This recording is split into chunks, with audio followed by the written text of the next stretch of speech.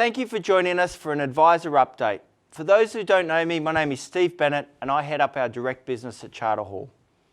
Today I'll be providing an update on the Charter Hall Direct Industrial Fund No.4 or DIF4. I'll be talking through the fund's performance, key changes that are coming up, as well as walking you through a number of case studies in how we have sourced high quality assets for the fund. Before I get into the fund specific information, since our last update, Charter Hall, which is the manager of the fund, has released its latest group results. Very pleased to say that the group now manages over $40.5 billion and we're invested across the core asset classes of industrial and logistics, office, social infrastructure, long WALE diversified funds. And what you can see here, that last point around the focus on long leased assets has continued despite the growth in the business. The slide you can see up on the screen is the direct suite of funds that are currently still being managed by Charter Hall. A number of them are already closed to new investment, but you can see there the ones on the right which are open. The blue bar is the fund's performance and the grey bar is the benchmark return based on the MSCI Wholesale Fund Index. Very pleased to see, as you can see there, every single one of those funds is beating and exceeding their benchmark. So before I get into the specifics on the Direct Industrial Fund No.4, or we love our acronyms DIF4, it's probably worthwhile touching on some of the key drivers of the industrial and logistics property sector in Australia. The first is pretty obvious. The continued growth of e-commerce means you need more warehouses and distribution centres to ship goods from. The demand side, it's been driven by a whole raft of investors. So you've got high net wealth investors in Australia, Australian superannuation funds, Australian institutions, but as well you have global investors focusing increasingly on this sector. It means there's a lot of pent-up demand for high quality industrial and logistics real estate. And finally, I'll just highlight the supply. In some markets, the release of industrial zone land hasn't kept up with that strong tenant demand. What that's meant is that we've been able to see some good rental growth coming through in those markets, and particularly in areas such as Sydney, which have continued to show steady and consistent rental growth over a period of time. So now I'll just bring you to an update on the Direct Industrial Fund No.4. DIF4 is an open for investment fund, meaning investors can get access to it. It provides rolling 5-year liquidity events, with the next liquidity event scheduled to occur at the end of next year. I believe it's the largest unlisted fund that focuses purely on industrial and logistics that's available to retail investors, high net wealth investors, as well as self-managed super fund clients. So what does the fund look like? Well, the key things to note are up there on the screen. The fund is almost $950 million of assets. We're currently in due diligence, so we're looking at investigating approximately $200 million of assets, which we expect to come in prior to Christmas. Unfortunately, I can't give you any more information on those at the moment because they are confidential, and until we sign binding contracts, we never release this information to the public. In terms of the occupancy rate, it's 99.9%. And this has the longest lease term of all the direct suite of funds that are currently open for investment, with a little bit over 11-year WALE. And remember, WALE is simply weighted average lease expiry. The quarterly distributions are probably even more important to our clients in the current climate. What you've seen, not just an Australian phenomena, but across the world, is that as interest rates have fallen to zero or close to zero, the ability to generate regular and growing income streams for our clients is much harder. So core quality real estate, which can provide in this case a little bit over a 6% per annum income return, is being highly sought after.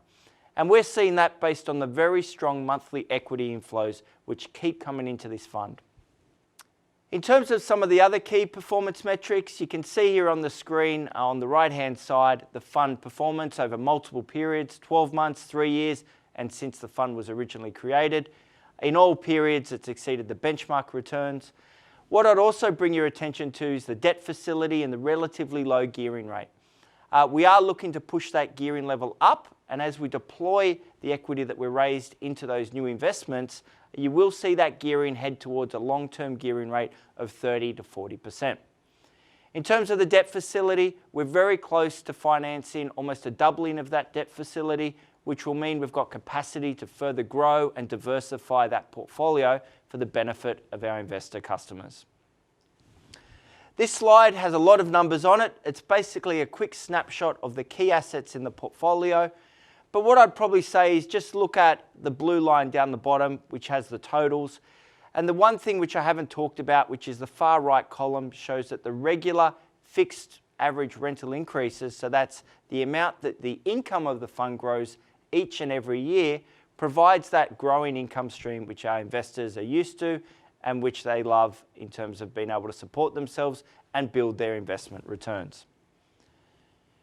The next slide shows two things. So who are the key tenants in the portfolio? And remember, the tenants are the ones who are paying that rent, and that rent is what's ultimately passed through to our investors in the form of those regular quarterly distribution payments. The picture of the Australia diagram shows how the assets are spread across the country. One of the benefits of this fund at almost $1 billion of assets is it's well diversified by both tenants and geographic location. In terms of the tenants, this is something we focus on very carefully and we take very seriously at Charter Hall. Because they are the ones that pay the income, making sure you do your due diligence on them up front is a key part of what the transactions team and asset management team, as well as working with the fund manager when we're looking at these assets. So the key tenants being Ingham's, Visy, Wink, DHL, a global distribution and shipping company, Super Retail Group. These are all the type of tenants which we focus on. Main Freight, which is a $4 billion market cap New Zealand listed company. These are the tenants that are paying the rent in DIF4. I'm now going to wrap up. I'm going to give you a couple of case studies. And what they're going to do is show you how we like to source assets for our funds. It's important that investors understand this because I do think this is a key strength and something that sets Charter Hall apart from other managers. Our ability to access the highest quality assets, to do full and comprehensive due diligence, and to be able to complete that in the timeframes that meet the seller's requirements means that in many cases we've got a head start on other competitors when we're bidding on assets or trying to get assets off market. And actually that's probably a good lead-in. There are two main ways that assets are sourced. What's called on-market opportunities, which is effectively when the seller puts adverts in the paper, runs a full campaign, advertises widely, and basically throws it open to the entire market to approach them and put expressions of interest and bids in on their assets. The other way is called off-market, and this can be a limited number of potential buyers are approached, or, as is common, through relationships that we may have with either the tenant or a particular selling entity, we may get first look at assets, and meaning if we can agree a price that works for both the seller and the buyer, we're in a strong position to buy that. But I'll walk through a couple of examples which I think will draw out the differences in a little bit more detail. The first case study up here on the slide is an on-market acquisition, but with a twist. So the selling entity put out the adverts, put out the information memorandum, and had a fixed date when any interested party needed to submit bids. The way it usually works is you submit your bid, there's a number of rounds of that, and then you go do your due diligence before you sign a contract. However, because of Charter Hall's background and knowledge of this asset, we knew we wanted this for the fund, and we undertook the due diligence in that initial period, meaning that when the offers were due for submission, we presented them with a signed contract, meaning that the seller had a lot of certainty that Charter Hall and the Direct Industrial Fund No.4 could complete, and we like to generate these win-win scenarios. So it put us in a very strong position and helped us secure that deal, and from a seller's point of view, they liked the certainty that they got. So it meant we did take out a lot of that competitive tension that usually happens. In terms of the asset, well, we picked up a very long-term asset, has a great bank guarantee of over 2 years, very unusual to get that. And one of the things we really liked about it is it's basically food infrastructure that's so critical to that WA market. We're always thinking about the exit and how important that asset or property is because we are long-term owners of property. Another case study, which is now up on the screen, shows how we partnered up with a corporate entity who we knew was doing a big corporate relationship, and we acted as their takeout for the property piece. So what this meant was this asset wasn't advertised widely, but through our relationship with that entity meant we're in a very strong position and were ultimately successful in buying that real estate. And what exactly was that real estate we bought? Well, it was a 20-year lease to a wholly owned subsidiary of Visy. And for those that aren't familiar with Visy, it's one of the largest privately owned packaging groups in the entire world, and it benefits from what's called a triple net lease. A triple net lease, for those that aren't familiar with it, simply means that the tenant is up for all costs related to that property. That means your regular costs like rent, electricity, repairs and maintenance, and because this is a plant that's so important to them, they're also up for the capital costs on the building. So triple net leases are something we really like. In this case, the tenant wants to be able to control the whole facility, and it means from an investor point of view, we're not up for any capital expenditure or other costs. We simply collect that rent and we benefit from that very long-term lease that's in place. The next case study, which you can see up on the screen, this was a limited market campaign. And one of the things that put us in a strong position was our existing relationship with the tenant. In this case, the tenant DHL was looking for a partner to help build them a new property down in Melbourne, and they wanted a 10-year lease.